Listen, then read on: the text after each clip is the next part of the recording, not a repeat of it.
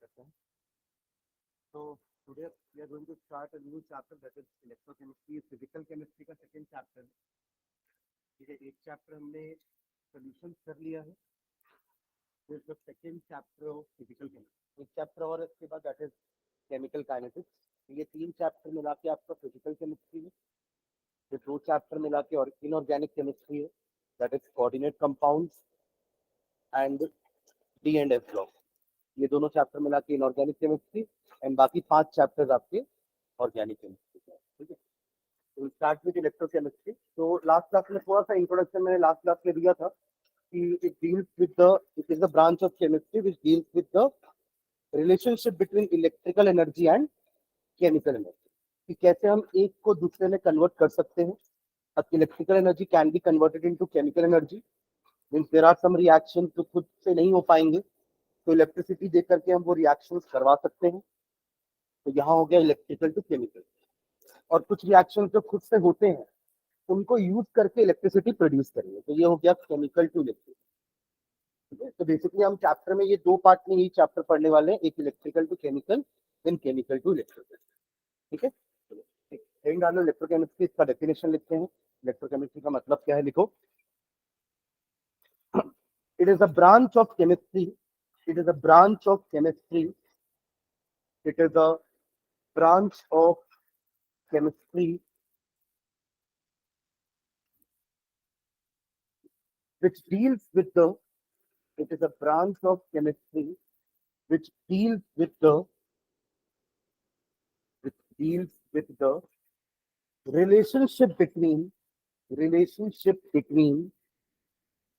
it is a branch of chemistry which deals with the relationship between electrical energy and chemical energy, electrical energy and chemical energy,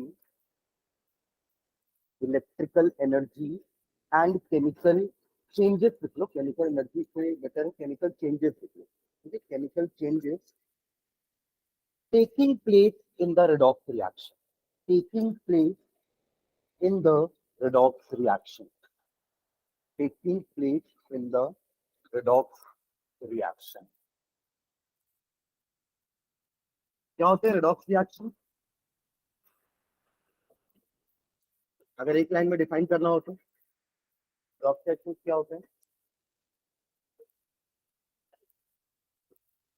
takes place simultaneously, है ना. ऐसे reactions in which oxidation and reduction takes place simultaneously, उनको हम कहते हैं redox reaction. और अगर मैं ऑक्सीडेशन रिडक्शन पूछूं तो ये क्या होता है? आपने बोला ना कि redox reaction is a reaction in which oxidation and reduction both take place simultaneously, मतलब एक ही रिएक्शन में एक साथ दोनों होंगे एक ही समय पे. तो होता क्या है ऑक्सीडेशन रिडक्शन? अगर इन टर्म्स ऑफ इलेक्ट्रॉन में डिफाइन करने बोलूं तो हम ऑक्सीडेशन रिडक्शन को कैसे डिफाइन कर सकते हैं? Gain of electron is oxidation. कैसे? उल्टा बोल रहे हो. लॉस ऑफ इलेक्ट्रॉन ऑक्सीडेशन होता है and gain of electron reduction होता है. जैसे कि सोडियम अगर एक इलेक्ट्रॉन लूज कर जाए और बन जाए सोडियम आयन, तो it is said to be oxidized. ठीक है, लॉस ऑफ इलेक्ट्रॉन का मतलब होता है oxidation. Loss of electron is oxidation and gain of electron is reduction. ठीक है, एक बार वापस से लिख लेते हैं यहाँ पर, यहाँ भी. तो ये दोनों अगर एक रिएक्शन में एक साथ हो रहे तो उसको अपन कहेंगे रिडॉक्स रिएक्शन. और इस रिएक्शन में इलेक्ट्रिकल एनर्जी या फिर जो केमिकल चेंजेस होते हैं, इनमें जो रिलेशनशिप हम जो डील करते हैं उसी को हम इलेक्ट्रोकेमिस्ट्री कहते हैं. समझ में आ रही बात? ठीक है, तो पहले चलो लिख भी लेते हैं कि रिडॉक्स रिएक्शन का मतलब क्या होता है. नीचे लिखना, redox reaction is a reaction in which, redox reaction is a reaction in which, redox reaction is a reaction in which 11th के पूरे चैप्टर पढ़े ना redox reaction के नाम पर. redox reaction is a reaction in which one substance loses electrons, one substance loses electrons, one substance loses electrons, that is undergoes oxidation. One substance loses electrons, that is undergoes oxidation, whereas another substance gains electrons, whereas another substance gains electrons, whereas another substance gains electrons, that is undergoes reduction, that is undergoes reduction, that is undergoes reduction, that is undergoes reduction. ठीक है, जैसे एक example देखते हैं, ये बहुत common reaction है जो आप लोग क्लास 10 में पढ़े हो, जिंक प्लस कॉपर सल्फेट। मतलब अगर आपके पास एक कॉपर सल्फेट का सोल्यूशन है, उसमें अगर आप एक जिंक रॉड को डिप कर दोगे तो क्या होगा यहाँ पे reaction, zinc will lose electron and will become Zn2 positive, ठीक है, and copper will gain that electron, that 2 electron and will become Cu 0, मतलब उसका ऑक्सीडेशन स्टेट क्या हो जाएगा, 0। अभी करेंटली यहाँ पे कॉपर का ऑक्सीडेशन कितना है, +2, और पूरे सल्फेट का मिला के -2 है, राइट। तो ये 2 इलेक्ट्रॉन गेन करेगा तो कॉपर बन जाएगा, और ये 2 इलेक्ट्रॉन लूज करेगा तो जिंक आयन बन जाएगा। तो अल्टीमेटली क्या होगा, this zinc ion will react with SO4 negative and will form ZnSO4 and copper is left behind. इस रिएक्शन का नाम डिस्प्लेसमेंट से पढ़ते थे हम, but in short every reaction is redox reaction. Chemistry में जितने भी रिएक्शन है सभी को हम रेडॉक्स रिएक्शन की कैटेगरी में डाल सकते हैं। हालांकि हमने 4 रिएक्शन और पढ़े हैं, combination, decomposition, displacement and double displacement, और ये डिस्प्लेसमेंट का एग्जांपल है, right. But in every reaction ये दोनों प्रोसेस तो होते ही हैं, कोई ना कोई ऐसा होगा जो इलेक्ट्रॉन का लॉस कर रहा होगा या इससे इलेक्ट्रॉन लॉस हो रहा होगा, और कोई ऐसा होगा जो इलेक्ट्रॉन का गेन कर रहा होगा। That is why we are saying कि in chemistry all reactions are by default redox, ठीक है। तो यहाँ पे रेडॉक्स रिएक्शन हो रहा है, जिंक इज गेटिंग ऑक्सीडाइज्ड, है ना, and copper is getting reduced. मैं क्लियर, ठीक है। तो रेडॉक्स रिएक्शन एक्चुअली 2 टाइप के होते हैं, एक होता है डायरेक्ट और एक होते हैं इनडायरेक्ट। अगर एक ही बीकर में दोनों चीजें हो रही है ना, तो इसको हम डायरेक्ट रेडॉक्स रिएक्शन बोलते हैं। जैसे कि ये हो रहा है, आपने कॉपर सल्फेट लिया एक बीकर में, और उसी बीकर में आपने जिंक रॉड डिप कर दी, तो दोनों प्रोसेस उसी बीकर में हो रहे हैं ना। वहीं पे आपकी जैसे सेटअप अगर मैं ड्रॉ करूं, तो ये आपका बीकर है जिसमें कॉपर सल्फेट है, ठीक है। ये ब्लू कलर का सोल्यूशन होता है copper sulphate, blue vitriol, CuSO4.5H2 बोलते हैं इसको, ब्लू विट्रियोल, और इसी में मैंने जिंक रॉड को डिप कर दिया, ठीक है। तो यहीं से जिंक निकलता जाएगा, जिंक 2 पॉजिटिव बन करके, और यहीं से कॉपर सल्फेट इसमें चिपकता जाएगा कॉपर बन के। समझ में आ रही बात। तो ये दोनों प्रोसेस ऑक्सीडेशन रिडक्शन इसी बीकर में हो रहे हैं, तो इस टाइप के रेडॉक्स रिएक्शन को हम डायरेक्ट रेडॉक्स रिएक्शन बोलते हैं। और अगर यही चीज अलग अलग बीकर में होती है तो उसे इनडायरेक्ट बोलते हैं। जो हमारे जितने भी सेल होते हैं ना, उसमें इनडायरेक्ट रेडॉक्स रिएक्शन नहीं होता, और उसके इलेक्ट्रॉन्स को फ्लो करा के हम इलेक्ट्रिसिटी प्रोड्यूस करते हैं। अभी तो क्या हो रहा है ना, यहीं से इलेक्ट्रॉन निकला और यहीं से कॉपर ने उसको ले लिया, आपने उसको कहीं दौड़ाया ही नहीं इलेक्ट्रॉन को। हमें पता है कि जब तक इलेक्ट्रॉन एक हाई पोटेंशियल से low potential, sorry, low potential से हाई पोटेंशियल की तरफ इलेक्ट्रॉन नहीं आता, तब तक इलेक्ट्रिसिटी प्रोड्यूस नहीं होती। आप लोग पढ़ते थे ना 10th में कि एक आपका पॉजिटिव पार्ट है which is considered as high potential, और एक नेगेटिव एंड होता है which is considered as low potential. ये हाई पोटेंशियल, ये लो पोटेंशियल, ठीक है। Electron will start moving from low potential to high potential, और उसके अपोजिट साइड में current will flow from high potential to low potential. तो ये कि हमें इन दोनों को कनेक्ट करना है एक वायर से। तो अब यहाँ वही करेंगे हम, एक बीकर में ऑक्सीडेशन होगा, वहां से इलेक्ट्रॉन निकलेगा, और उसको एक पाथ देंगे हम which is known as conductor wire. बीच में लगा देंगे वायर दोनों बीकर के, यहाँ कॉपर रेडी रहेगा इलेक्ट्रॉन को आने के लिए, वेट करेगा वो, यहाँ से जिंक अपना इलेक्ट्रॉन लूज करेगा, वायर में फ्लो करके कॉपर तक जाएगा, राइट। ऐसे सर्किट कंप्लीट होगा हमारा, तो करंट प्रोड्यूस होगा। इलेक्ट्रॉन का फ्लो से हमने करंट प्रोड्यूस किया ना, तो ये हो रहा है आपका केमिकल टू इलेक्ट्रिक। आपने जो भी देखो रिएक्शन तो हो रहा है, आप कुछ नहीं करोगे तब भी रिएक्शन तो होगा ना, तो क्यों ना उस रिएक्शन के इलेक्ट्रॉन्स को दौड़ा करके इलेक्ट्रिसिटी प्रोड्यूस की जाए। क्योंकि हमें पता है कि अगर ये सिचुएशन क्रिएट हो गई कि इलेक्ट्रॉन एक साइड से दूसरी साइड में फ्लो होना चालू कर गए हैं, तो हम करंट प्रोड्यूस कर रहे हैं एक्चुअली, ठीक है। बस हमें 2 पोटेंशियल जनरेट करना है, एक हाई पोटेंशियल, दूसरा लो पोटेंशियल, तो दोनों के बीच में पोटेंशियल डिफरेंस जनरेट हो गया, तो ये करंट प्रोड्यूस करेंगे। समझ गए? यही काम तो करते हैं आपकी बैटरी और सेल। सेल में होता है ना, एक तरफ पॉजिटिव एंड दूसरा नेगेटिव, तो हम पॉजिटिव से नेगेटिव को ऐसे नहीं डायरेक्टली नहीं जोड़ देते, पॉजिटिव से डिवाइस को लगाएंगे और डिवाइस से नेगेटिव को भी कनेक्ट करेंगे, ऐसे हम सर्किट को कंप्लीट करते हैं। तो आपने इलेक्ट्रॉन को पाथ दे दिया मूव करने का, तो रिएक्शन तो अंदर हो ही रहे होंगे, तो उस इलेक्ट्रॉन के फ्लो से करंट भी प्रोड्यूस हो गया। तो आपने इस तरीके के जो केमिकल रिएक्शन हो रहे थे पहले से ही, उनको यूज करके इलेक्ट्रिसिटी प्रोड्यूस, इसको कहते हैं गैल्वेनिक सेल या इलेक्ट्रोकेमिकल सेल। ठीक है, तो मैंने लास्ट क्लास में बात की थी कि दो टाइप के रिएक्शन हो गए, एक स्पॉन्टेनियस है जो अपने आप हो रहे हैं, तो वो जो अपने आप हो रहे हैं उनका फायदा उठाइए, उनसे इलेक्ट्रिसिटी प्रोड्यूस करिए, और जो नहीं हो पा रहे हैं उन पे इलेक्ट्रिसिटी दे करके रिएक्शन करवाइए। तो स्पॉन्टेनियस अपने आप हो रहे हैं, नॉन स्पॉन्टेनियस जो अपने आप नहीं हो रहे हैं, गिव देम इलेक्ट्रिसिटी, वो भी होंगे। है क्लियर? क्योंकि उनको क्या इलेक्ट्रॉन तो चाहिए ना, वो हम अपने सेल को बाहर से लगा के उनको इलेक्ट्रॉन दे देंगे। तो एक्चुअली आप बोल सकते हो कि इलेक्ट्रोकेमिकल सेल को यूज करके आप एक नॉन स्पॉन्टेनियस रिएक्शन को स्पॉन्टेनियस बना सकते हो। अल्टीमेटली इलेक्ट्रोकेमिकल सेल यानी कि सेल हो गया ना। नॉर्मली जो आप इलेक्ट्रोलिसिस करते हो तो आप एक बैटरी लेते हो ना, एक सेल लेते हो ना, तो यही सेल तो इलेक्ट्रोकेमिकल सेल है जिसके अंदर रिएक्शन हो रहा है और वो करंट प्रोड्यूस कर रहा है। ना क्लियर? ठीक है, तो अपन बेसिकली चैप्टर में यही दो के बारे में ज्यादा डील करेंगे, इलेक्ट्रोलिसिस यानी कि इलेक्ट्रिसिटी दे करके रिएक्शन करवाएंगे, दूसरा पार्ट इलेक्ट्रोकेमिकल सेल, सेल यानी कि आपके रिएक्शन से करंट जनरेट करेंगे, इंड्यूस कराएंगे। ठीक है, तो ये हो गया loss of electron and gain of electron. ठीक है, ओके, चलो नीचे लाइन में लिखना, chemical changes involving chemical changes involving chemical changes involving chemical changes involving production of production or consumption of chemical changes involving production or consumption of electricity, production और consumption, ये दोनों अलग अलग चीजें है ना। एक तरफ आप करंट प्रोड्यूस कर रहे हो और दूसरी तरफ आप करंट को यूज कर रहे हो, कंजम्पशन मतलब तो यूज करना होता है ना।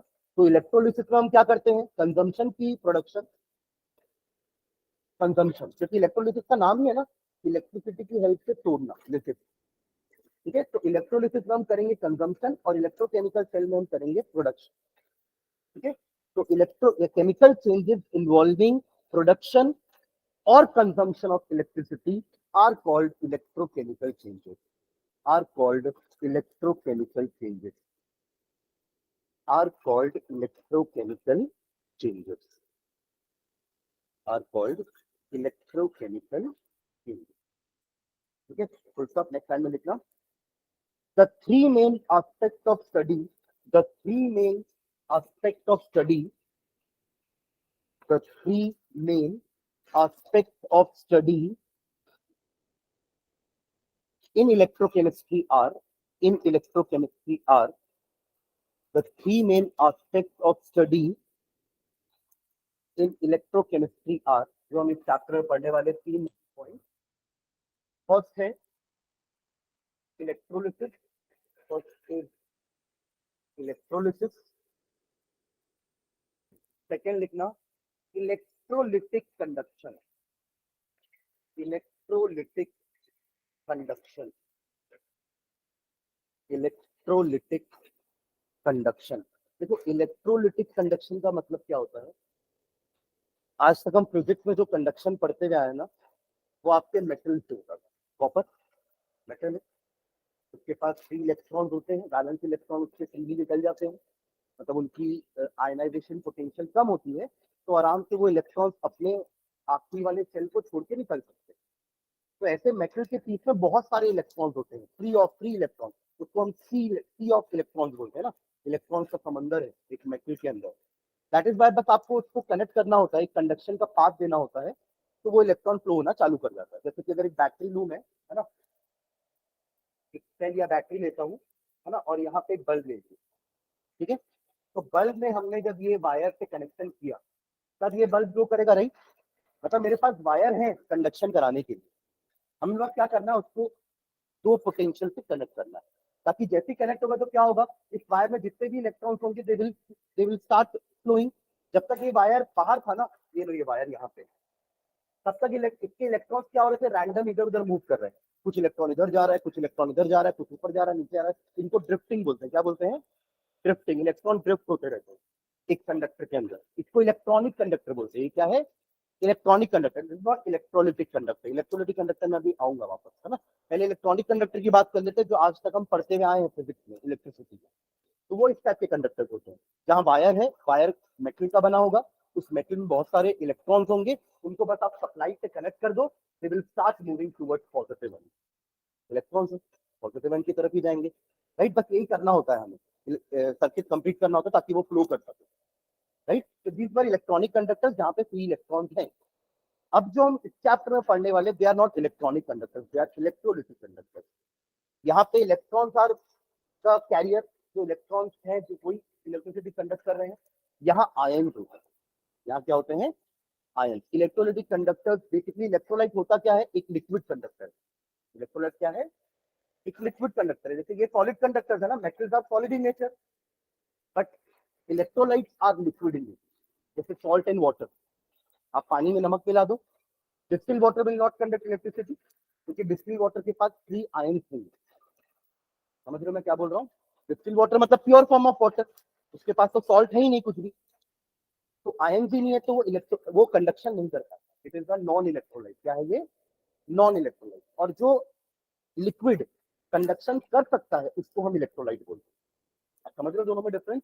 Electrolyte and non electrolyte. तो electrolytes are the liquids which can conduct electricity because they have got 3 ions in them, जो फ्लो करके इलेक्ट्रिसिटी प्रोड्यूस कर सकते हैं, राइट। बट नॉन इलेक्ट्रोलाइट के पास 3 आयंस नहीं है, they can not conduct electricity. ठीक है। अब इलेक्ट्रोलाइट में भी 2 टाइप के इलेक्ट्रोलाइट होते हैं, वीक एंड स्ट्रॉन्ग। जितने भी वीक एसिड, वीक बेस होंगे ना, वो सब वीक इलेक्ट्रोलाइट। अगेन क्यों वीक है वो? क्योंकि उनके पास आयंस कम होंगे। क्योंकि हमने लास्ट क्लास में देखा था ना कि वीक एसिड कंप्लीटली डिसोसिएट नहीं करते हैं, वीक बेसिस कंप्लीटली डिसोसिएट नहीं होते, और अगर वो कंप्लीटली डिसोसिएट नहीं हो रहे तो ज्यादा आयंस नहीं बनेंगे, आयंस नहीं बनेंगे तो कंडक्शन कम होगा। राइट सी बता रहे हैं। यहाँ भी तो इलेक्ट्रॉन जितने ज्यादा होंगे करंट उतना ज्यादा फ्लो करेगा, वैसे ही वहां पे भी जितने ज्यादा आयंस होंगे ना, करंट उतना ज्यादा फ्लो करेगा। तो एक स्ट्रॉन्ग इलेक्ट्रोलाइट में आयंस ज्यादा होंगे because it is completely dissociated, तो इसलिए स्ट्रॉन्ग इलेक्ट्रोलाइट ज्यादा अच्छा कंडक्शन करेगा। समझ गया ना? इसको कहते हैं इलेक्ट्रोलिटिक कंडक्शन।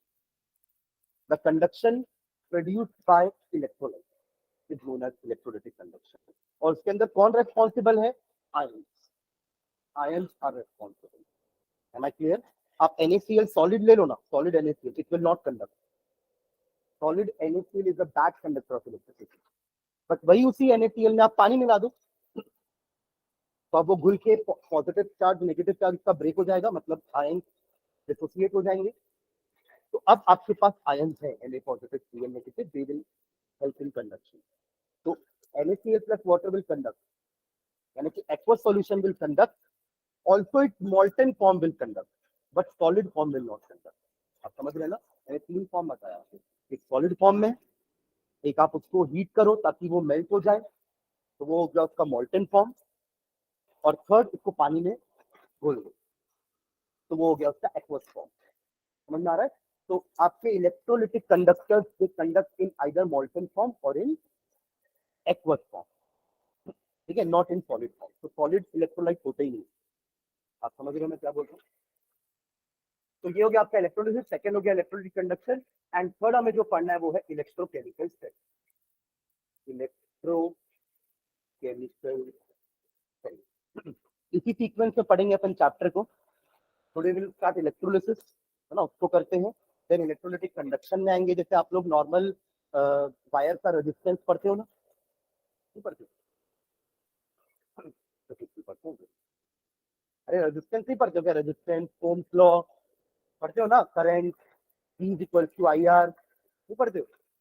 तो वैसे ही इसका भी कंडक्शन होगा, तो यहाँ भी रेजिस्टेंस होगा, यहाँ भी कंडक्टेंस होगा, है ना, यहाँ भी वोल्टेज होगा, EMF होगा।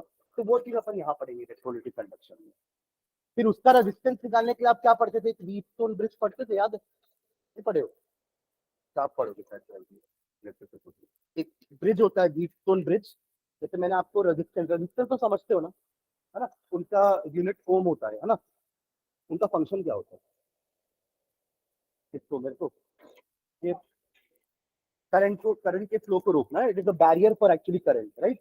तो इसकी वैल्यू होती है ओम्स में, जितना ज्यादा ओम का रेजिस्टेंस होगा ना, उतना ज्यादा बैरियर होगा, करंट उतना कम फ्लो करेगा। V इक्वल टू IR में हम बोलते थे ना कि I and R are inversely proportional, जितना ज्यादा रेजिस्टेंस होगा करंट उतना कम होगा। तो वैसे ही आपके इलेक्ट्रोलाइट का भी रेजिस्टेंस होगा, भले वो लिक्विड है तो इसका मतलब ये था ना कि उसका रेजिस्टेंस ही होगा। It will also resist the flow of current, जैसे कॉपर वायर का खुद का रेजिस्टेंस होता है, उनकी रेजिस्टिविटी भी होती है ना, रो, क्या रिलेशन पढ़ते थे अपन आर और रो के बीच में, R is equal to rho L by A, याद है, लेंथ और एरिया पे डिपेंड करता था ना resistance, length of wire, area of cross section of wire. अगर ये आपका वायर है, इसका लेंथ कितना है, लेट्स से एल इसका लेंथ है और इसका area of cross section A है, तो R is directly proportional to length. जितना ज्यादा लंबा वायर लोगे ना, रेजिस्टेंस उतना ज्यादा होता था, और जितना चौड़ा वायर लोगे रेजिस्टेंस उतना कम होता था। यानी कि R directly proportional to N, inversely proportional to A. ऐसा समझ लो कि लंबा वायर है तो करंट को टाइम लगेगा फ्लो होने में, तो रेजिस्टेंस बढ़ गया, करंट कम हो जाएगा। और चौड़ा वायर है तो आराम से इलेक्ट्रॉन भाग पाएंगे ना, तो आराम से निकलेगा तो करंट ज्यादा होगा। तो एरिया ऑफ क्रॉस सेक्शन ज्यादा, रेजिस्टेंस कम। वही समझ लो पतला वायर है, गेट छोटा है, और 10 लोग अंदर घुसने की कोशिश कर रहे हैं तो टकराएंगे ना एक दूसरे से, मुश्किल होगी अंदर जाने में। और अगर चौड़ा गेट कर दूंगा मैं तो 10 आसानी से एक साथ अंदर चले जाएंगे। यानी कि एरिया ऑफ क्रॉस सेक्शन अगर ज्यादा है तो फ्लो इजी हो जाता है, यानी करंट ज्यादा मतलब रेजिस्टेंस कम। It is inversely proportional to area of cross section. और इसको हटाने के लिए अपन एक प्रोपोर्शनैलिटी साइन लगाते थे, that was rho L by C, where rho was resistivity. Rho क्या था, रेजिस्टिविटी, जो लेंथ और एरिया पे डिपेंड नहीं करता, it depends upon the nature of material. आप कॉपर वायर लोगे, आप एल्यूमिनियम वायर लोगे, आप दोनों की रेजिस्टिविटी अलग अलग है। भले आप लोग का लेंथ ऑफ वायर सेम है, एरिया ऑफ क्रॉस सेक्शन भी सेम है, बट रेजिस्टिविटी अलग अलग है, बिकॉज मटेरियल अलग अलग। Resistivity depends upon material. तो यहाँ भी वही सारी चीजें हम पढ़ेंगे, बट अब अपन किस पॉइंट ऑफ व्यू से पढ़ेंगे, इलेक्ट्रोलिटिक कंडक्टर के लिए, ना कि इलेक्ट्रॉनिक कंडक्टर। मैं क्लियर?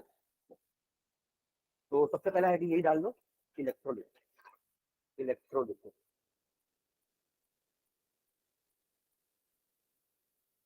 तो चैप्टर समझ में आ रहा है, जिस समरी क्या होने वाला चैप्टर में। हाँ, ये तीन चीज अपने आप में बड़ी बड़ी चीज है, इलेक्ट्रोलिसिस, ठीक है। तो ये हम पढ़े, इलेक्ट्रोलिसिस क्या होता है, from the word itself, electricity की हेल्प से ब्रेक करना, ठीक है। तो लिखो, हेडिंग डाल के लिखना, इलेक्ट्रोलिसिस में be defined as a process of, electrolysis may be defined as the process of, electrolysis may be defined as a process of, ये इलेक्ट्रोलिसिस कौन से टाइप के रिएक्शन में फॉल करेगा, अगर अपन वो 4 रिएक्शन की बात करें जो हम 10th क्लास में पढ़ते थे, डिकम्पोजिशन, है ना, क्योंकि आप एक सब्सटेंस को डिकम्पोज कर रहे हो, तोड़ रहे हो ना, ब्रेकिंग मतलब डिकम्पोजिशन हो गया, ठीक है। तो process of decomposition, process of decomposition किसका, इलेक्ट्रोलाइट। यहाँ क्या है वो, electrolyte, of an electrolyte, of an electrolyte, process of decomposition of an electrolyte, कैसे, कैसे तोड़ने वाले, electricity, bye the passage of, bye the passage of electricity, bye the passage of electricity. समझ में आ रहा है, डेफिनेशन क्लियर है, एक एक लाइन एक एक वर्ड जो लिखे हैं, है ना। Electrolysis is the process of decomposition of what, electrolyte, कैसे, by the passage of electricity. पर वो इलेक्ट्रोलाइट किस फॉर्म में होना चाहिए, एक्वस या फिर मॉल्टन फॉर्म, ठीक है। तो उसको भी कंप्लीट कर लो, थ्रू इट्स एक्वस सॉल्यूशन और मॉल्टन स्टेट।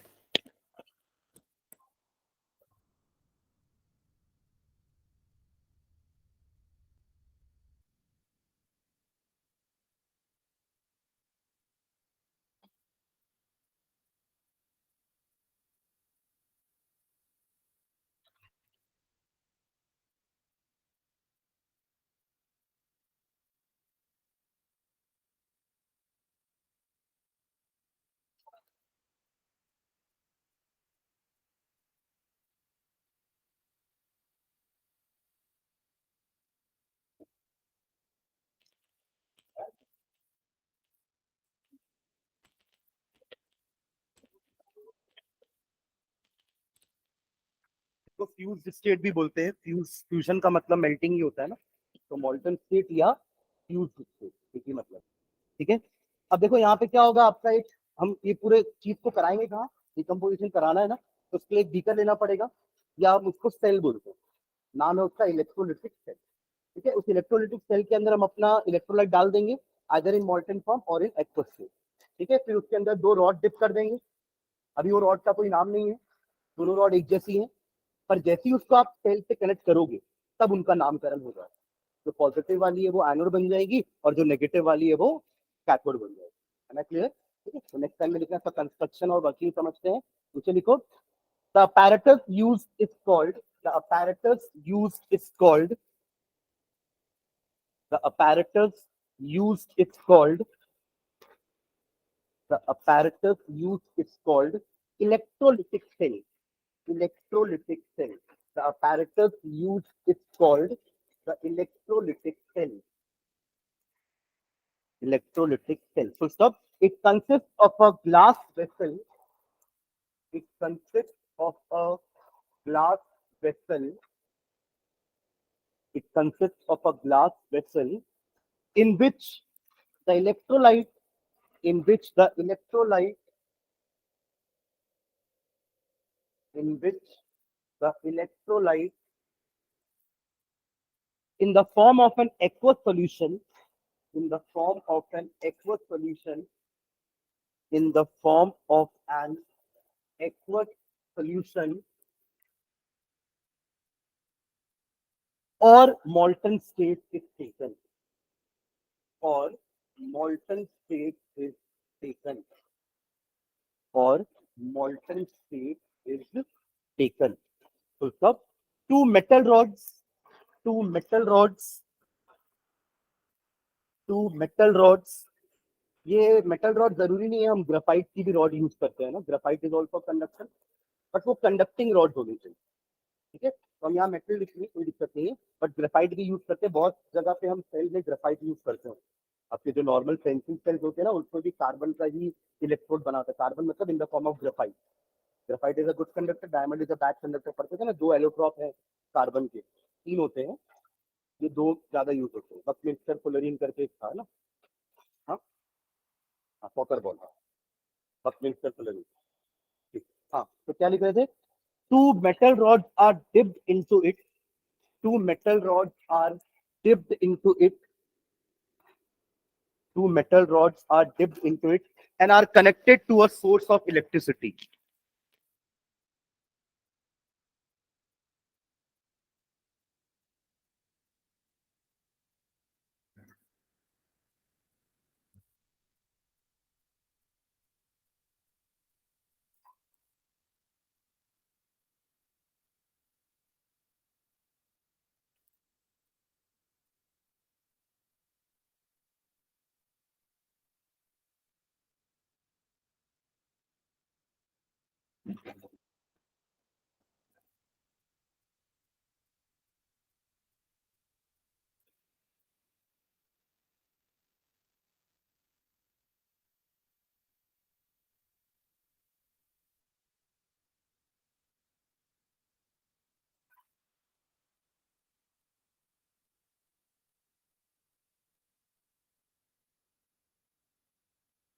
क्या लिखे? Two metal rods are dipped into it and are connected to a source of electricity. Full stop. These rods are called electrodes.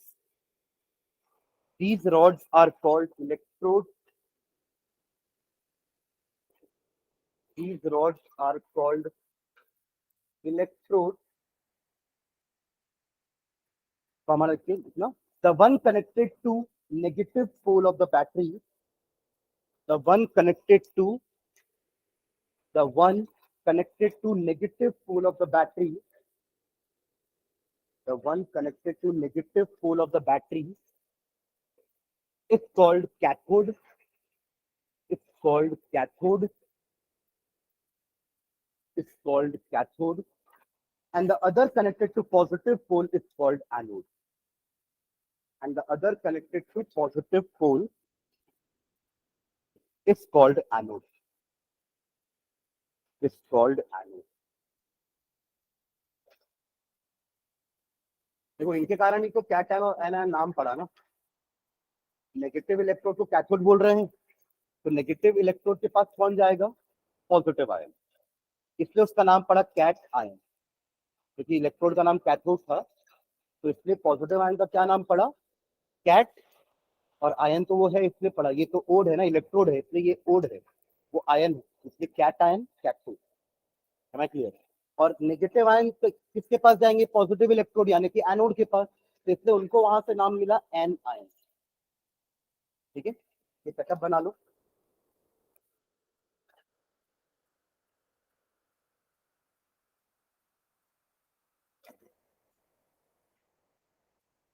अभी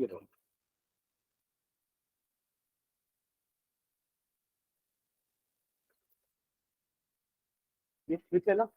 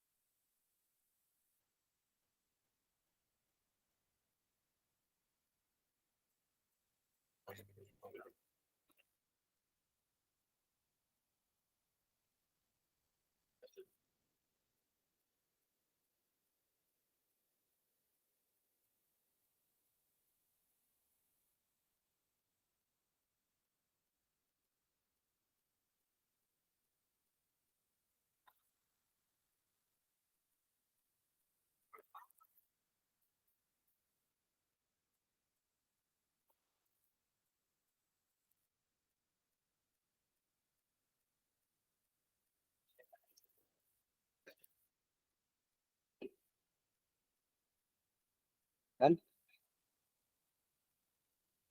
ओके, इसमें होता क्या है ना, एक्चुअली में जब हम स्विच ऑन करेंगे, इलेक्ट्रिसिटी प्रोड्यूस होगी, जो भी आपके इलेक्ट्रोलाइट के आयंस होंगे, मतलब ये वो कंपाउंड से आयंस के फॉर्म में आएंगे। ठीक है, all the positive charges will move towards cathode and negative ions will move towards anode.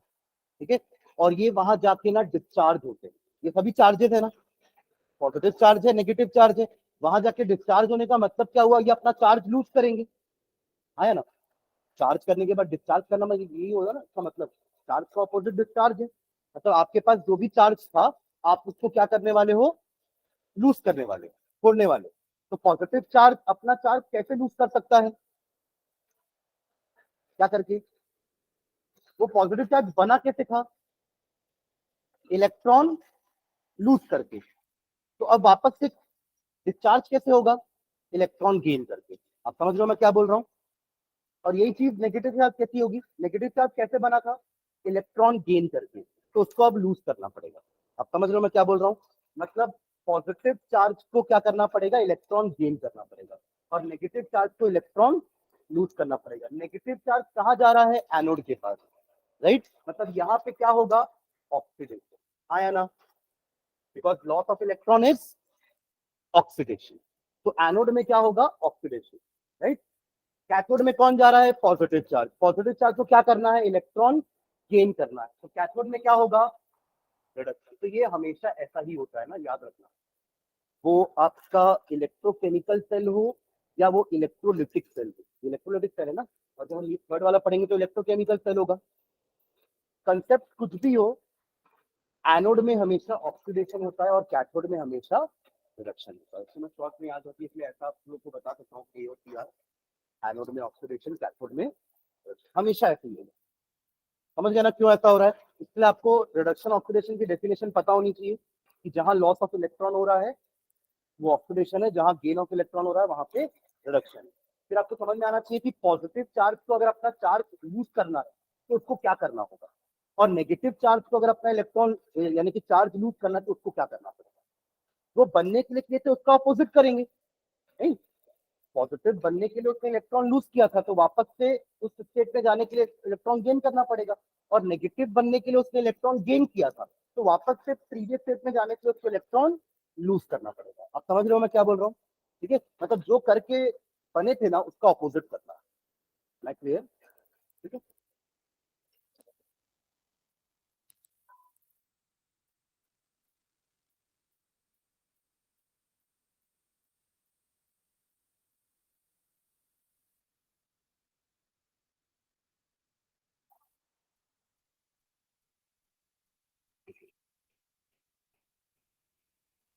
उसका मैकेनिज्म लिखते हैं, लिखना नीचे।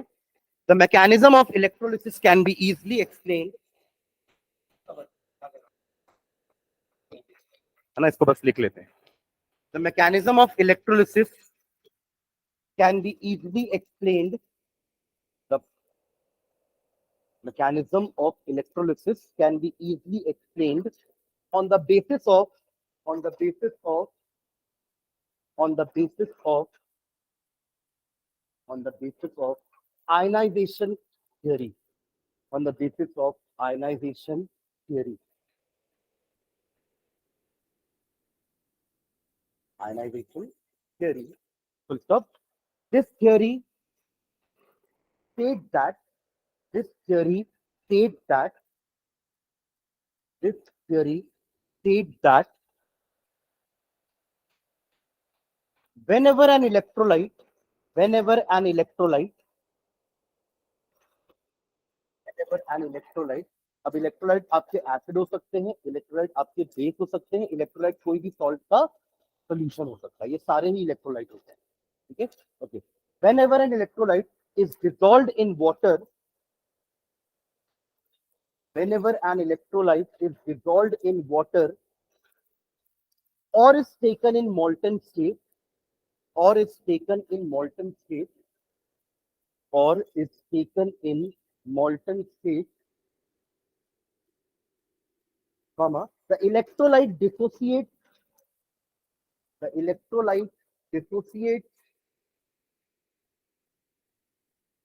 to produce dissociate to produce positively and negatively charged ions. जो लिख रहे हो समझना ना क्या लिख रहे हैं।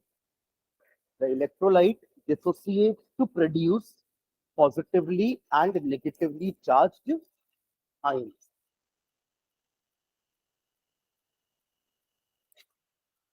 ठीक है, अब जब इनमें इलेक्ट्रिसिटी दी जाती है ना तब ये एनोड कैथोड की तरफ मूव करते हैं। ठीक है, तो स्टॉप निकाल के लिखो, on passing electric current on passing current on passing current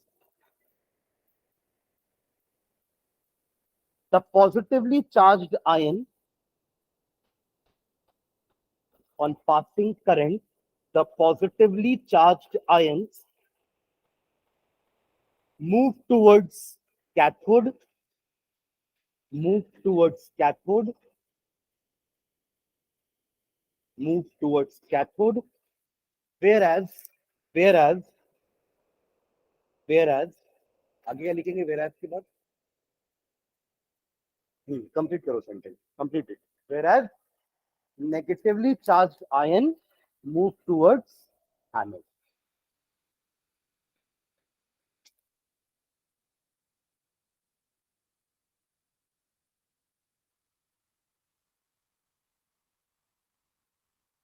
ठीक है, full stop. On reaching their respective electrodes on reaching their respective electrodes, यहां तक समझ में आया जो लिखे हो? On reaching their respective electrodes, comma, ions lose their charge. Ions lose their charge. इसी प्रोसेस को डिस्चार्ज बोलते हैं। ठीक है, losing our charge मतलब डिस्चार्ज होना ना। ठीक है, तो ions lose their charge and become neutral and become neutral and become neutral. ठीक है, और ऐसा करने के लिए कैट आयन इलेक्ट्रॉन एक्सेप्ट करेंगे और एन आयन इलेक्ट्रॉन डोनेट करेंगे, लूज करेंगे। ठीक है, तो एक लाइन उसके लिए लिखना, the cation accept electrons the cations accept electrons, the cations accept electrons, ये किससे एक्सेप्ट करेंगे इलेक्ट्रॉन, किसके पास गए ये कैटायंस, किसके पास गए हैं, कैटायंस का नाम क्यों पड़ा था,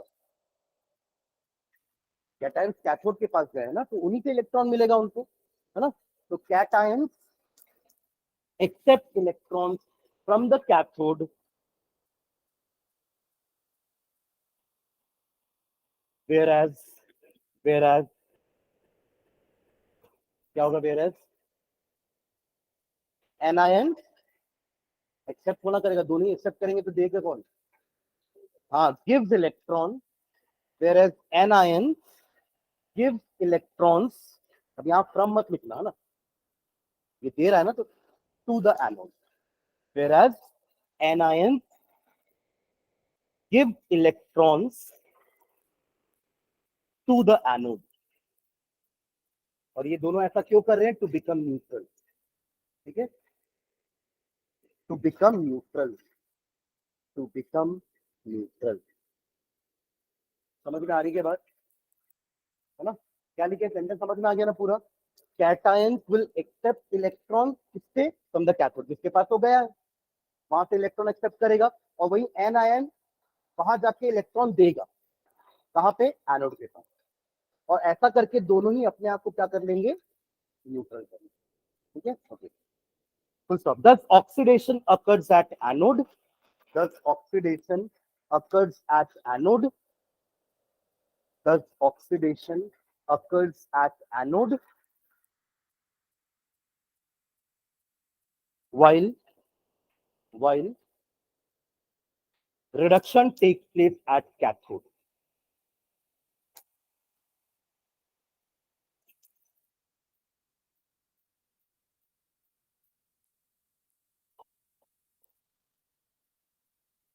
ठीक है, while reduction takes place at cathode, ये होती है, ठीक है, एनोड में ऑक्सीडेशन होगा और कैथोड में, ठीक है, एक एग्जांपल लेते हैं अपन, ठीक है, एक इलेक्ट्रोलाइट लेते हैं, इसके एग्जांपल को लेके अपन बनाते हैं क्या क्या आयन निकलेंगे और क्या क्या डिस्चार्ज के बाद बनेगा, ठीक है, एक एग्जांपल ले लो, देखो example, electrolysis of molten lead bromide, electrolysis of molten lead bromide, lead bromide का फॉर्मूला बस, हाँ एक चीज बोलना भाई, पक्का, PbBr2, है ना, लेड होता है आपका 2 पॉजिटिव और ब्रोमाइड होता है आपका 1 negative, bromide is just like chloride, chloride, iodide, bromide सब 1 नेगेटिव वाले हैं, और लेड आपका 2 पॉजिटिव, तो फॉर्मूला क्या बनेगा, प्लस क्रॉस करके PbBr2, समझ रहे फॉर्मूला, ठीक है, तो electrolysis of molten lead bromide, ठीक है, मोल्टन फॉर्म में है, जैसे ही आप उसको हीट करोगे ना, लेड और आयन, लेड आयन और आपके ब्रोमाइड आयन, ये एक दूसरे को छोड़ करके अलग अलग हो जाएंगे, ठीक है, हमको यही तो चाहिए था ना, ये दोनों स्प्लिट हो, पानी में स्प्लिट होंगे तो एक्वस सॉल्यूशन कहलाएगा, और अपने आप हो रहा है मतलब मोल्टन फॉर्म में है, ठीक है, तो दूसरा इसमें in molten state, in molten state, in molten state PbBr2 यानी कि lead bromide, PbBr2 exist as exist as exist as Pb2 positive and Br1 negative, 1 लिखने की जरूरत नहीं है, एक नेगेटिव मतलब 1 नेगेटिव ही है,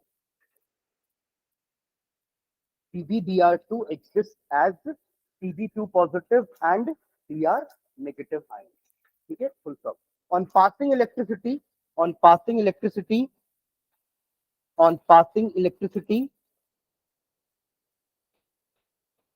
Pb2 positive, Pb2 positive किसके पास जाएगा,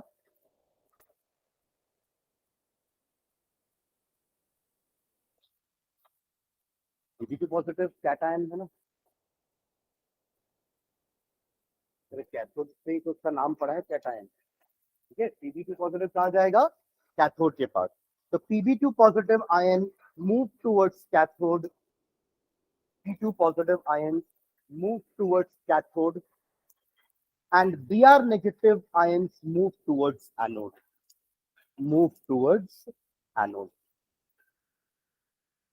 ठीक है, तो आपको चेन समझ में आ रहा है क्या क्या होने वाला है। Pb2 पॉजिटिव आपका जाएगा कैथोड के पास, वहां जाके वो 2 इलेक्ट्रॉन गेन करेगा, बनेगा Pb, और ब्रोमाइड आयन एनोड के पास जाके इलेक्ट्रॉन लूज करेगा। है ना क्लियर? ठीक है, तो रिएक्शन कैसे होगा, अभी जो आपने लिखा है उसका मतलब क्या है कि PbBr2 मोल्टन फॉर्म में 2 आयन लिबरेट करेगा, Pb2 positive and Br1 negative, right. ठीक है, ये Pb2 पॉजिटिव जाएगा आपके कैथोड के पास, ये भी हमने लिख लिया है, और Br नेगेटिव जाएगा एनोड के पास। ठीक है, तो अब कैथोड में क्या रिएक्शन होने वाला है, at cathode this Pb2 positive will go and gain 2 electrons to become Pb। एक Pb पॉजिटिव को 2 इलेक्ट्रॉन चाहिए ना Pb बनने के लिए, तो ये रिएक्शन होने वाला है आपके कैथोड में। ऐसे करके धीरे धीरे करके Pb इस कैथोड में चिपकता जाएगा, आप समझ रहे हो। थोड़ी देर बाद आप देखोगे तो वो जो कैथोड है उसका जो विड्थ है ना वो बढ़ जाएगा, तो ऐसा देखिए उसमें आके लेड चिपकता गया है, उसकी विड्थ बढ़ेगी ना, वो थोड़ी इलेक्ट्रॉन मोटी होती जाएगी, तो चिपकता जा रहा है आपके लेड, राइट। तो Pb2 positive plus 2 electron gives Pb, ये आपका होगा रिएक्शन कैथोड में। और एनोड में क्या होगा, Br माइनस जा रहा है एनोड के पास, है ना, वहां जाके ये इलेक्ट्रॉन लूज करेगा, राइट, और बनेगा Br, राइट। अब देखो थोड़ा सा अनबैलेंस है इक्वेशन, क्यों अनबैलेंस है, Br तो एक ही इलेक्ट्रॉन दे रहा है, तो उसके पास 2 इलेक्ट्रॉन कहां से आ गया, आप समझ रहे हो क्वेश्चन मेरा, है ना। तो इसका बैलेंस करने की क्या करोगे, 2Br नेगेटिव करोगे, it will lose total of 2 electrons to become 2Br, like this. Am I clear? अब यही 2 इलेक्ट्रॉन तो जा रहा है उसके पास, इसके पास कोई इलेक्ट्रॉन कहीं और से थोड़ी ना आएगा, आप समझ रहे हो मैं क्या बोल रहा हूँ, वो इलेक्ट्रॉन कहां से मिला है उसको, जो Br ने लूज किया। Am I clear? ठीक है, रिएक्शन लिख लो।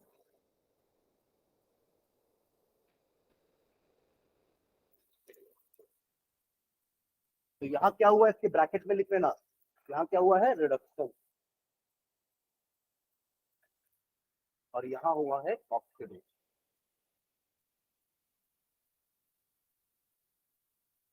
ठीक है, इनको ना हम प्राइमरी चेंजेस बोलते हैं। प्राइमरी चेंजेस मतलब जो सबसे पहले होगा, जैसे ही आप इलेक्ट्रिसिटी पास कराओगे ना, सबसे पहला काम तो यही होगा, पॉजिटिव आयन का रिडक्शन होगा, नेगेटिव आयन का ऑक्सीडेशन होगा।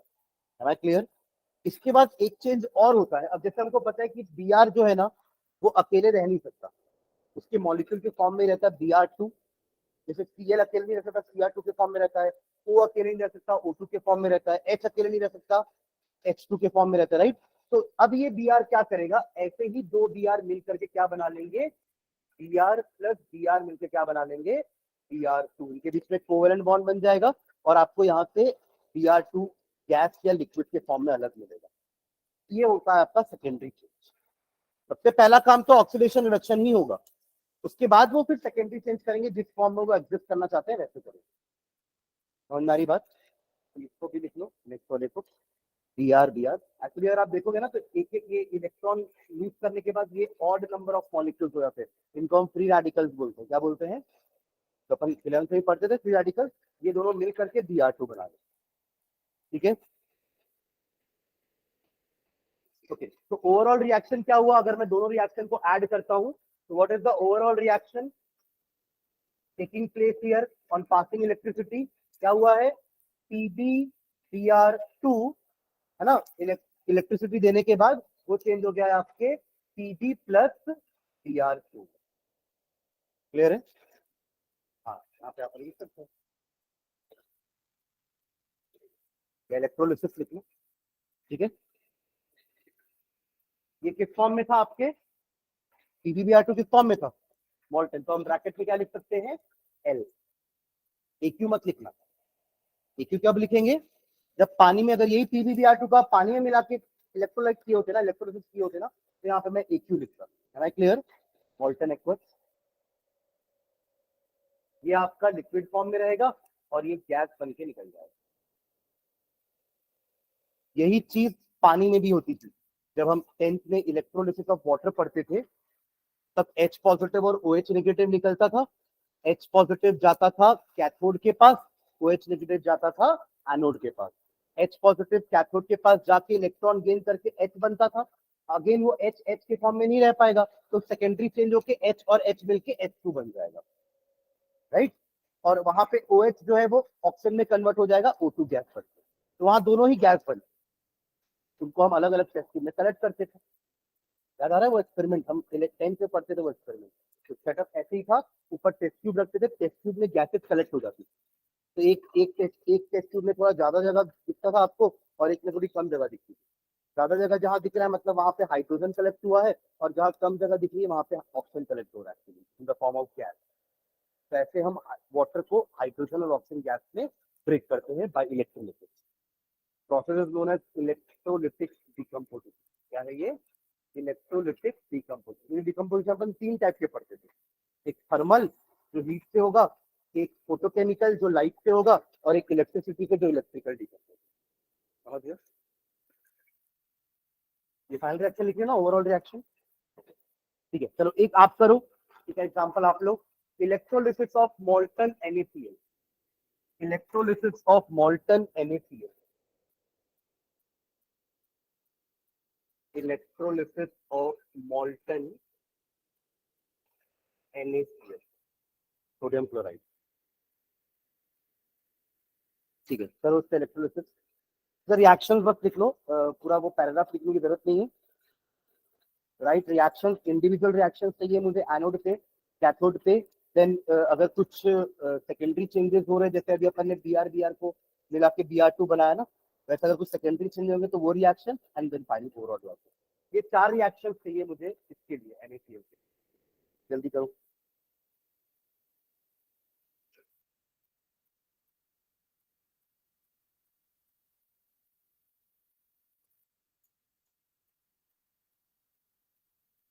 NaCl ब्रेक होगा तो क्या क्या मिलेगा आपको? Na positive and Cl negative. ठीक है, एक एक, 1 पॉजिटिव 1 नेगेटिव है दोनों, है ना। अब ये Na पॉजिटिव कहाँ जाएगा? कैथोड की तरफ, और Cl नेगेटिव कहाँ जाएगा? एनोड की तरफ। तो बस दोनों की रिएक्शन लिखो, दोनों कुछ ना कुछ करके न्यूट्रल बनना चाहेंगे, राइट। किसी को गेन करना पड़ेगा, किसी को लूज करना पड़ेगा। देख लो किसको गेन करना है, किसको लूज करना है।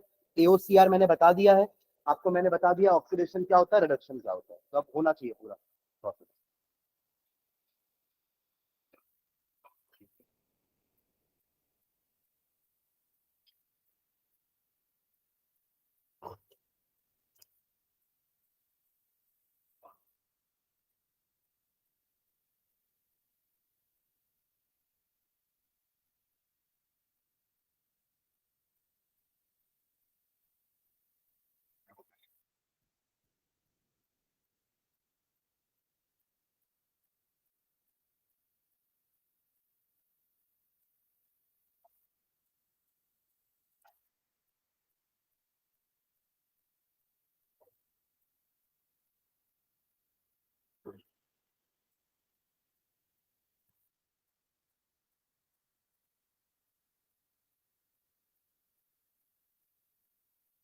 डन, क्या सोच रहा है? हुआ मानी?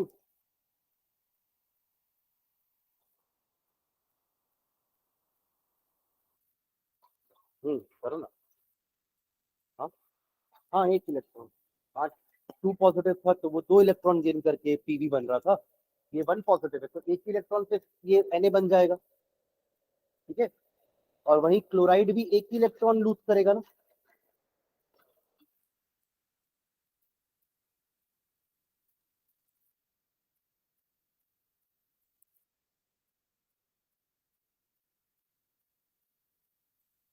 ना, समझ में आ रहा है? देखो ये गेन यहाँ दिखा रहे तो लॉस यहाँ भी दिखा सकते प्लस करके, एक ही मतलब है। या -2 इलेक्ट्रॉन यहाँ लिखो या +2 इलेक्ट्रॉन यहाँ लिखो, एक ही मतलब है, ठीक है। वो था सेम, ठीक है। तो क्या क्या हो रहा है? NaCl जब ब्रेक होगा तो it will give Na positive and Cl negative ion. All these Na positive will rush towards cathode. तो at cathode क्या होने वाला है? Na positive reduction होता है. Reduction का मतलब gain of electron and it will become Na. Right? अब यहाँ पे देखो, यहाँ पे ये सॉलिड फॉर्म में है लिखना, तो ये जाके चिपक रहा है ना सॉलिड. क्लियर? ठीक है. आफ्टर दैट एट एनोड क्या हो रहा है? Cl माइनस इलेक्ट्रॉन लूज करेगा और बनेगा Cl. अगेन ये Cl अकेले नहीं रह पाएगा, तो सेकेंडरी चेंज क्या होगा कि एक Cl का फ्री रेडिकल दूसरे Cl के फ्री रेडिकल का मिलकर क्या बना लेगा? Cl2 gas, chlorine gas.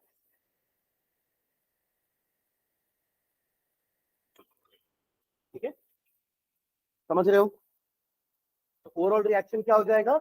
NaCl break हुआ in the presence of electricity और आपको मिला Na प्लस Cl2 गैस. ठीक है, बैलेंस कर सकते हो उसको आगे. ये 2 हो जाएगा और ये भी. क्लियर है? ये तो बात हुई मॉल्टन स्टेट की, जहां पे एक ही कैटायन एक ही एनायन था, तो कोई दिक्कत नहीं हुई थी. एक ही कैटायन था और एक ही एनायन था, तो कोई दिक्कत नहीं हुआ. पर अगर मैं एक्वस सॉल्यूशन लेता हूँ, सबका यहां तक हो गया है ना? अगर मैं यही काम एक्वस सॉल्यूशन के साथ कर दूं, Na का, NaCl का, अभी हमने मॉल्टन स्टेट लिया था ना, अगर मैं यही काम करूं इलेक्ट्रोलिसिस ऑफ एक्वस NaCl, हो सकता है ना इसका भी तो इलेक्ट्रोलिसिस. अरे इलेक्ट्रोलाइट दोनों फॉर्म में ले सकते हैं ना, एक्वस भी चलेगा या मॉल्टन भी चलेगा. अभी तक मॉल्टन लिए तो इजी था ना. लेड को आपने, Na को आपने कैथोड के पास भेज दिया और नेगेटिव वाले को एनोड के पास भेज दिया. राइट, वो सिंपल था. पर अगर एक्वस भी है तो अब आपके पास दो आयंस और हो जाएंगे. कौन से दो आयंस? पानी के. पानी के भी तो दो आयंस है ना, H पॉजिटिव और OH नेगेटिव. तो अब होगी रेस. क्या होगी? रेस. रेस टुवर्ड्स क्या? मतलब दोनों पॉजिटिव जैसे ही लाइट इलेक्ट्रिसिटी चालू करोगे ना, स्विच चालू करोगे, ये दोनों भागेंगे किसके पास? दोनों पॉजिटिव भागेंगे कैथोड के पास और दोनों नेगेटिव भागेंगे एनोड के पास. अभी तक तो क्या था? एक एक ही था, तो कोई कंपटीशन नहीं था. आराम से जा रहे थे. लेड जाके डिस्चार्ज हो रहा था, सोडियम जाके डिस्चार्ज हो रहा था. यहाँ पे आपका क्लोराइड और ब्रोमाइड आराम से जाके डिस्चार्ज हो रहे थे. बट अब यहाँ पे रेस होगी. दो कैटायन जाएंगे पर डिस्चार्ज कोई एक ही हो पाएगा. दो एनायन जाएंगे एनोड के पास पर डिस्चार्ज कोई एक ही हो पाएगा. बाकी जो बचे हैं ना, वो सोल्यूशन नहीं रहेंगे. तो क्या रहेंगे? सोल्यूशन. जैसे मैं आपको NaCl का बता रहा हूँ, NaCl के एक्वस सोल्यूशन को ब्राइन बोलते हैं. क्या बोलते हैं? ब्राइन. ब्राइन सोल्यूशन बोलते हैं. पानी और नमक को अगर मिला दो ना, तो उसको कहते हैं हम ब्राइन सोल्यूशन. ठीक है, और इसका अगर मैं इलेक्ट्रोलिसिस करूं, एक्वस लिख जाऊं तो अपने आप पानी है. मेरे पास चार आयन है, Na positive, H positive, Cl negative and OH negative. समझ में आ रही बात? अब यहाँ पे क्या आता है ना, एक कंसेप्ट आता है डिस्चार्ज पोटेंशियल का. जो रेस लग रही हो तो अपन एक्चुअली नॉर्मल बोलने के लिए बोल दिए, बट एक्चुअली यहाँ पे क्या कंसेप्ट आता है? Discharge potential. जिसका डिस्चार्ज पोटेंशियल कम होगा, आप ये समझ लो डिस्चार्ज पोटेंशियल एक एनर्जी है which is required to convert into neutral atom. तो जाहिर सी बात है, जिसको कम एनर्जी लग रही है वो पहले हो जाएगा ना न्यूट्रलाइज. आया ना? मतलब जिसको कम इलेक्ट्रॉन चाहिए या जिसको कम एनर्जी लग रही है वो जल्दी न्यूट्रलाइज हो जाएगा और चिपक जाएगा, दूसरे को मौका नहीं देगा ऐसा करने का. तो लोअर डिस्चार्ज पोटेंशियल वाला पहले जाके डिस्चार्ज हो जाता है. और जिसका डिस्चार्ज पोटेंशियल ज्यादा होता है, यानी कि जिसको ज्यादा एनर्जी लगने वाली है ना, उसको क्या होगा? वो डिस्चार्ज नहीं हो पाएगा जाके वहां पे इलेक्ट्रोड के पास और वो सॉल्यूशन नहीं रह जाएगा. तो जब आप इसका इलेक्ट्रोलिसिस करते हो ना, तो आपको मिलता है NaOH plus H2 gas plus Cl2 gas. इसका मतलब क्या हुआ है? क्या हुआ होगा बताओ मुझे? कौन जाके डिस्चार्ज हुआ होगा दोनों में से, इन दोनों में से? हाँ, H पॉजिटिव की Na पॉजिटिव? H positive. तभी तो H पॉजिटिव H बना, H और H मिलके H2 गैस बन गए. अब समझ रहे हो मैं क्या बोल रहा हूँ? और इन दोनों में से कौन डिस्चार्ज हुआ होगा जाके? Cl negative. तभी तो Cl नेगेटिव जाके इलेक्ट्रॉन लूज किया, Cl बना, Cl मिलके Cl2 बन गए. और क्या बच गया सॉल्यूशन में? Na पॉजिटिव और OH नेगेटिव. जो अब आप उनके पास कोई ऑप्शन था नहीं, ये दोनों मिलके NaOH बना दिए. Caustic soda. क्या बोलते हैं इसको? Caustic soda. ये एक्चुअली प्रिपरेशन है कॉस्टिक सोडा का, या तो 10th में पढ़ते थे। इस प्रोसेस का नाम क्या था, किसी को याद है? क्या नाम था इस प्रोसेस का? एनीवन? इस प्रोसेस का नाम था क्लोर एल्कली प्रोसेस। इस प्रोसेस का नाम था क्लोर एल्कली प्रोसेस। सही बात है? क्या है ये? क्लोर एल्कली प्रोसेस। क्यों बोल रहे हो? उसका नाम भी देखो, एक तो क्लोरीन बन रहा है और इसको हम क्या बोलते हैं? एल्कली। एल्कली क्या होता है? bases which can be soluble in water are known as alkali. All bases are not alkali ना, but all alkalis are bases। क्योंकि हम क्या बोल रहे हैं? alkalis are water soluble bases, मतलब bases बहुत सारे हैं, बट उनमें से इतने ही बेस के पानी में soluble हो सकते हैं, तो इनको हम alkali बोलते हैं। rest all are bases तो है, तो all alkalis are bases, but all bases are not alkalis, क्योंकि सारे बेसिस पानी में soluble नहीं होते हैं। NaOH हो सकता है, इसको हम एल्कली बोलते हैं। दैट इज वाई इस प्रोसेस का नाम क्या पड़ा? क्लोर एल्कली प्रोसेस, क्योंकि एल्कली बन रहा है और क्लोरीन गैस बन रही है। Am I clear? ठीक है ना? तो इसको अपन नेक्स्ट क्लास में लिख लेते हैं कि यहाँ पे हम क्या कर रहे हैं, पर अभी समझ में तो आ गया ना क्या हो रहा है, कि जिसका डिस्चार्ज पोटेंशियल कम होगा, the one which requires less energy to discharge, उसका डिस्चार्ज होगा, दूसरा वाला ऐसे रहेगा। और इनको ना हम स्पेक्टेटर आयंस बोलते हैं। इनको क्या बोलेंगे? Spectator ions. स्पेक्टेटर मतलब क्या होता है? तो बेचारे देख रहे हैं बैठ के, स्पेक्टेटर्स तो वही होते हैं ना, मैच चल रहा है, सब देख रहे हैं, 2000 स्पेक्टेटर्स। तो अब ये दोनों तो कुछ कर नहीं पाए, लेट हो गया ना वहां पहुंचने में, तो एक्स पॉजिटिव और सीएल नेगेटिव जाके चिपक गए, तो ये बैठ के देख रहे हैं उनको। ठीक है, तो बैठे बैठे क्या करें, करना है कुछ काम, तो इसको दोनों मिलकर एनएच बना देंगे। समझ गए क्या? ठीक है, तो इसका लिखेंगे हम नेक्स्ट क्लास में। और एक और मॉल्टन लेते हैं, सॉरी एक्वस और लेंगे एक और, तो ऐसे एक दो और का करके हम इलेक्ट्रोलिसिस समझते हैं। ठीक है, तो एक तो ये बात हुई कि अगर एक्वस है तो जिसका डिस्चार्ज पोटेंशियल या कोई भी टाइप का अगर आयंस मल्टीपल है, तो जिसका डिस्चार्ज पोटेंशियल कम है वो डिस्चार्ज होगा। ये पहला कंसेप्ट है। ठीक है, जिसपे इलेक्ट्रोलिसिस के प्रोडक्ट डिपेंड कर रहे हैं। यहाँ पे प्रोडक्ट आपके किस पे डिपेंड किए, कि कौन सा आयंस पहले जाके डिस्चार्ज हुआ, उस पर तो डिपेंड किया ना ये, आया ना? अगर सोडियम पहले डिस्चार्ज कर पाता तो Na मिलता आपको, तब NaOH नहीं मिलता, क्योंकि Na पॉजिटिव के फॉर्म में भी रह गया, तभी तो आपको NaOH मिला ना। पर अगर Na पॉजिटिव जाके डिस्चार्ज होता तो NaOH मिलता क्या हमें? नहीं मिलता NaOH, तब Na जाके उस इलेक्ट्रोड में चिपका हुआ रहता। आप समझ रहे हो? तो कौन डिसाइड कर रहा है प्रोडक्ट? आपका discharge potential. This is one factor which decides the product of electrolysis. मॉल्टन में कोई दिक्कत नहीं थी, क्योंकि दो ही आयन थे, एक कैटायन था एक एनायन था, उनकी अच्छा राज था, और कोई था नहीं कॉम्पिटिशन के लिए, बट अब कॉम्पिटिशन था। समझ रहे हैं क्या बोल रहा हूँ? ठीक है, तो इसको आगे कंटिन्यू करेंगे, नेक्स्ट क्लास में इसको लिख भी लेंगे और एक आध एग्जाम्पल और देखते हैं। ठीक है, थैंक यू।